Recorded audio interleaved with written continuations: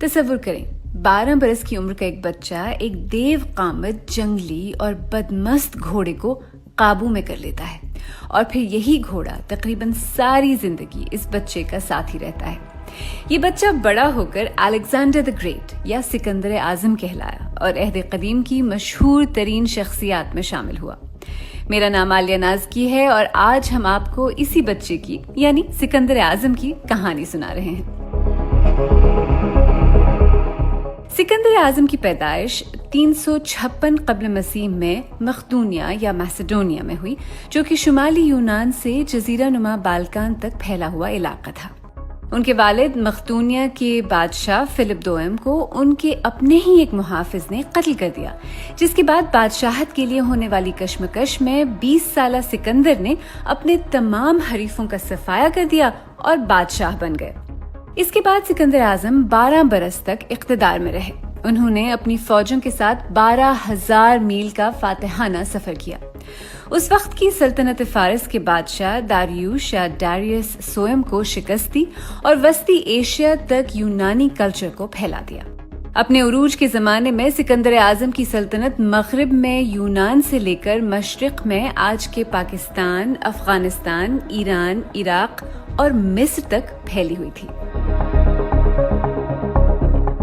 سکندر اعظم کا شمار تاریخ کے انتہائی متاثر کن اور ماہر رہنماؤں اور فوجی کمانڈروں میں کیا جاتا ہے۔ سکندر اعظم سے پہلے مقدونیہ ایک مضبوط مستحکم سلطنت کم اور ایک جغرافیائی وحدت کا نام زیادہ تھا۔ تاہم سکندر اعظم کے والد فلپ دوئم نے اس علاقے کو ایک مربوط ریاست کی شکل دی۔ سکندر اعظم کی والدہ اولمپیس ان کے والد فلپ دوئم کی تیسری یا غالباً چوتھی بیوی تھیں۔ ویسے تو ان کا تعلق مقدونیہ سے نہیں تھا، لیکن وہ اس لیے اہم تھیں کیونکہ انہوں نے سکندر اعظم کی صورت میں سلطنت کو ایک جانشین سے نوازا تھا۔ سکندر اعظم کو زمانے کے لحاظ سے بہترین تعلیم دی گئی۔ جب وہ 13 برس کے تھے تو ان کے اساتذہ میں آپ جانتے ہیں کون تھا؟ ارسطو جیسا عظیم فلسفی۔ سکندر اعظم نے ارسطو سے جو تعلیم حاصل کی اس کی بنیادیں یونانی کلچر میں تھی، اسی لیے انہیں فلسفے کی تعلیم دی گئی اور تمام پڑھے لکھے یونانیوں کی طرح انہیں بھی ایلیاد اور اوڈیسی جیسی شاہکار نظموں کے خالق یونان کے قدیم شاعر ہومر پر عبور حاصل تھا۔ ہومر کی نظم ایلیاد سکندر اعظم کے لیے بہت اہم تھی۔ وہ جنگوں کے دوران اس نظم کے حصوں کو اپنے تکیے کے نیچے رکھ کر سوتے تھے۔ ایلیاد ایک طویل نظم ہے جس میں ٹروئے شہر اور یونانیوں کے درمیان جنگ کے آخری سال کی کہانی بیان کی گئی ہے۔ سکندر اعظم اور اس کہانی کے ہیرو ایکلیس کے درمیان ایک مضبوط ذہنی تعلق قائم ہو گیا تھا۔ اس کے علاوہ یونانی دیومالائی کردار ہرکیولیس سے بھی وہ بہت متاثر تھے اور جنگ کے دوران یہ کردار ان کے ذہن میں ہوتے تھے۔ ارسطو کی شاگردی کے سکندر اعظم کی شخصیت پر تا حیات اثرات رہے۔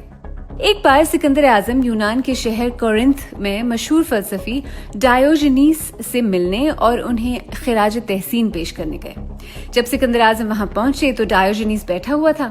سکندر اعظم نے ان سے کہا کہ میں آپ کے لیے کیا کر سکتا ہوں؟ تو جواب میں ڈایوجنیس نے کہا، سامنے سے ہٹ جاؤ کیونکہ تمہاری وجہ سے سورج کی روشنی مجھ تک نہیں آ رہی۔ سکندر اعظم کا اس جواب کو برداشت کرنا ارسطو کی تعلیم و تربیت کا ہی نتیجہ تھا۔ سکندر اعظم کے والد فلپ دوئم کی کئی بیویاں تھیں، جن میں سے ایک کلیوپیٹرا یا کلیوپیٹرا نامی خاتون بھی تھیں، جنہوں نے سکندر اعظم اور ان کی والدہ کے لیے کافی مشکلات پیدا کر دی تھیں۔ لیکن میری طرح پلیز کنفیوز نہ ہو، ان کا مصر والی کلیوپیٹرا سے کوئی بھی تعلق نہیں تھا۔ چونکہ سکندر اعظم کی والدہ کا تعلق مقدونیہ سے نہیں تھا، اس لیے دونوں ماں بیٹے کو غالباً یہ احساس تھا کہ وہ مکمل طور پر مقدونیہ کا خون نہیں ہے۔ یہ حقیقت سیاسی طور پر بھی نقصان دہ تھی۔ فلپ دوئم کی نئی بیوی کلیوپیٹرا نئی ملکہ بن سکتی تھیں اور ان ناراض امراء کے لیے مددگار ثابت ہو سکتی تھیں جو فلپ کے بعد بادشاہ بننے کی دوڑ میں شامل ہوتے۔ اس وجہ سے کلیوپیٹرا سکندر اعظم کے بادشاہ بننے کی راہ میں ایک رکاوٹ بن سکتی تھی۔ یہ ایک سیاسی حقیقت تھی کہ مکمل طور پر مقدونیہ سے تعلق رکھنے والے ایک نئے مرد جانشین امیدوار کے سامنے آتے ہی سکندر کے لیے مشکلات پیدا ہو سکتی تھیں۔ مورخین کے مطابق سکندر اعظم نے 6 ماہ کے لیے خود ساختہ جلاوطنی اختیار کر لی اور ان کی والدہ بھی کچھ مہینوں کے لیے دربار سے دور ہو گئیں۔ کچھ عرصے بعد باپ اور بیٹے کے درمیان تلخی تو کم ہو گئی اور سکندر اعظم واپس آ گئے، لیکن تعلقات میں آنے والی سرد مہری سکندر کے جانشین بننے کی راہ میں رکاوٹ بن چکی تھی۔ ایسے میں کیا ہوتا ہے؟ ایسے میں ایک ایسا واقعہ پیش آتا ہے جس نے سکندر اعظم کو تخت کی جانب گامزن کر دیا۔ ہوا یہ کہ سکندر کی سوتیلی بہن یعنی کلیوپیٹرا کی بیٹی کی شادی میں بادشاہ فلپ دوم کو ایک محافظ نے قتل کر دیا۔ اس محافظ کو بھی فرار ہونے کی کوشش کے دوران ہلاک کر دیا گیا، اس لیے یہ معلوم نہیں ہو سکا کہ اس قتل کے محرکات کیا تھے، لیکن خیال کیا جاتا ہے کہ اس قتل میں سکندر اور ان کی والدہ کا ہاتھ ہو سکتا تھا۔ سکندر اعظم کا ہاتھ اس قتل کے بعد رکا نہیں۔ اپنے ایک سوتیلے بھائی فلپ اریڈیس کے سوا انہوں نے ایک ایک کر کے اپنے تمام بھائیوں اور رشتہ دار بھائیوں سمیت ایسے تمام افراد کو قتل کر دیا جو ان کے اقتدار کے راستے میں رکاوٹ بن سکتے تھے۔ ان میں سے کچھ تو بہت ہی ظالمانہ انداز سے موت کے گھاٹ اتارا گیا۔ بالآخر سکندر اعظم تخت نشین ہوئے اور اب ان کی نگاہیں سلطنت فارس کی جانب تھیں۔ سلطنت فارس نے 200 سال سے زیادہ عرصے تک بحیرہ روم سے منسلک علاقوں پر حکومت کی۔ یہ سلطنت تاریخ کی اصل اور ابتدائی سپر پاوروں میں سے ایک تھی جس کی سرحدیں انڈیا سے لے کر مصر اور شمالی یونان کی سرحدوں کو چھوتی تھیں۔ اس عظیم سلطنت کا زوال سکندر اعظم کے ہاتھوں ہوا۔ ان کی نسبتاً ایک چھوٹی مگر مؤثر فوج کے ہاتھوں سلطنت فارس کے بادشاہ کی شکست کو تاریخ کے ایک اہم موڑ کے طور پر دیکھا جاتا ہے۔ اس جنگ کے نتیجے میں زمانے قدیم کی ایک سپر پاور زمین بوس ہوئی اور ایک نئی اور وسیع سلطنت کے ذریعے یونانی ثقافت اور تہذیب کا پھیلاؤ ہوا۔ مورخین لکھتے ہیں کہ سکندر اعظم کی فتوحات کا سہرا ان کے والد کے سر بھی جاتا ہے، جنہوں نے اپنے پیچھے ایک بہترین فوج چھوڑی تھی جس کی قیادت بہت تجربہ کار اور وفادار جرنیلوں کے ہاتھ میں تھی۔ تاہم ایک زیرک اور ماہر دشمن کو اسی کے علاقے میں جا کر شکست دینا خود سکندر اعظم کی ایک قائد کی حیثیت سے ذہانت اور جنگی حکمت عملی کی مہارت کا کمال تھا۔ اچھا، مقدونیہ ہمیشہ سے ایک جنگی قوت نہیں تھا۔ یونان میں ایتھنز، اسپارٹا اور تھیبیز کی ریاستیں تاریخی طور پر طاقت کا سرچشمہ تھیں۔ ان ریاستوں کے رہنما مقدونیہ کے لوگوں کو وحشی یا باربیرین کہتے تھے۔ سکندر اعظم کے والد فلپ دوم نے تنہا مقدونیہ کی فوج کو ایک ایسی مؤثر فوج بنا دیا جس کا خوف اس قدیم دنیا میں دور دور تک پھیل گیا۔ فلپ نے مقدونیہ کے پورے معاشرے کو ایک پیشہ ور فوج کے ساتھ دوبارہ منظم کیا۔ اعلیٰ درجے کے پیادے، گھڑ سوار دستے، نیزے باز اور تیر انداز اس فوج کا حصہ تھے۔ فلپ کے مرنے کے بعد سکندر کو یہی فوج ورثے میں ملی۔ سکندر اعظم ہمیشہ سے ایک ذہین حکمت عملی ساز تھے۔ وہ جانتے تھے کہ یونان پر خوف اور طاقت سے حکمرانی نہیں کی جا سکتی۔ انہوں نے 1 صدی قبل سلطنت فارس کی جانب سے یونان پر حملے کے واقعے کو سیاسی طور پر استعمال کیا اور فارس پر اپنے حملے کا جواز حب الوطنی سے جوڑ کر پیش کیا۔ یعنی سکندر اعظم نے ایک پروپیگنڈا مہم کا آغاز کیا کہ مقدونیہ کے لوگ پورے یونان کی طرف سے فارس پر حملہ کر رہے ہیں، حالانکہ سلطنت فارس اور یونان کے درمیان 1 صدی قبل ہونے والی جنگ میں مقدونیہ شامل ہی نہیں تھا۔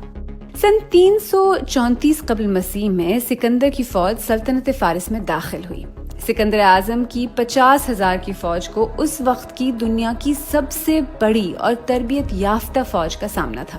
ایک اندازے کے مطابق بادشاہ داریوش سوئم کے ماتحت فوج کی تعداد 25 لاکھ تھی جو پوری سلطنت میں پھیلی ہوئی تھی۔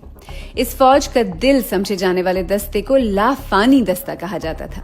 یہ ایک ایلیٹ ریجیمنٹ تھی جس کی تعداد 10,000 سے کم نہیں ہونے دی جاتی تھی۔ جنگ کے دوران اس دستے کا جب ایک سپاہی ہلاک ہوتا تو دوسرا اس کی جگہ لے لیتا اور کل تعداد پوری رہتی تھی۔ لیکن اس زبردست فوجی قوت کے باوجود سلطنت فارس سکندر اعظم کی انتہائی مؤثر اور ذہین حکمت عملی کے ہاتھوں شکست سے دوچار ہوئی۔ مورخین کے مطابق سلطنت فارس کی شکست کی ایک وجہ یہ بھی تھی کہ وہ پہلے ہی زوال کا شکار ہو چکی تھی اور 5ویں صدی قبل مسیح میں یونان میں پے در پے شکستوں کے بعد سے اس کا پھیلاؤ رک چکا تھا۔ سن 324 قبل مسیح میں سکندر اعظم فارس کے شہر سوسا پہنچے۔ وہ فارس اور مقدونیہ کے لوگوں کو متحد اور ایک ایسی نسل پیدا کرنا چاہتے تھے جو صرف ان کی وفادار ہو۔ سکندر نے اپنے کئی جرنیلوں اور اہلکاروں کو حکم دیا کہ وہ فارس کی شہزادیوں سے شادیاں کریں۔ اس موقع پر اجتماعی شادیوں کی ایک تقریب کروائی گئی۔ سکندر اعظم نے خود اپنے لیے بھی مزید 2 بیویوں کا انتخاب کیا۔ سکندر اعظم کا اقتدار میں آنا، زبردست فتوحات حاصل کرنا اور پھر زوال، یہ سب ایک بہت ہی مختصر عرصے میں ہوا۔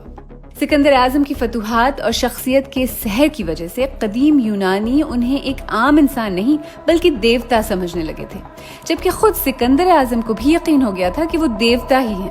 سلطنت فارس پر اپنا قبضہ مکمل کرنے کے بعد ان کی فوج نے مشرق کی طرف پیش قدمی شروع کی اور انڈیا تک جا پہنچی۔ اس کے بعد سکندر اعظم نے مقدونیہ واپسی کا سفر شروع کیا، لیکن وطن واپسی ان کی قسمت میں نہیں تھی۔ سن 323 قبل مسیح میں 32 برس کی عمر میں اپنے واپسی کے سفر میں بابل و نینوا جو موجودہ عراق میں ہے، اس کے علاقے میں پہنچنے کے بعد اچانک ایک پراسرار بیماری ان کی موت کا سبب بن گئی۔ بعض مورخین کے خیال میں موت کی وجہ ان کے زخموں میں ہونے والا انفیکشن تھا، اور بعض کے خیال میں وہ ملیریا کی وجہ سے ہلاک ہوئے۔ سلطنت فارس کو فتح کرنے کے بعد آخر سکندر اعظم کو انڈیا جانے کی ضرورت کیوں محسوس ہوئی؟ سکندر یہ بتانا چاہتے تھے کہ ان کی سلطنت کی سرحدیں وہاں تک جا پہنچی ہیں جہاں تک ان کے والد فلپ دوئم نہیں جا سکے تھے۔ سکندر اعظم کی پے در پے فتوحات نے انہیں یہ اعتماد دے دیا تھا کہ وہ جہاں تک کوشش کریں جا سکتے ہیں۔ تو اپنی زندگی کے اس مرحلے میں کیا سکندر اعظم زمینی حقائق سے دور ہو گئے تھے؟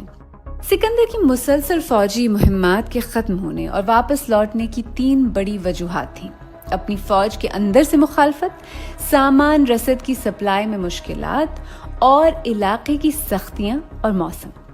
بعض مورخین کے خیال میں سکندر کا اگلا ہدف خطہ عرب تھا، لیکن وقت اور حالات نے مہلت نہیں دی۔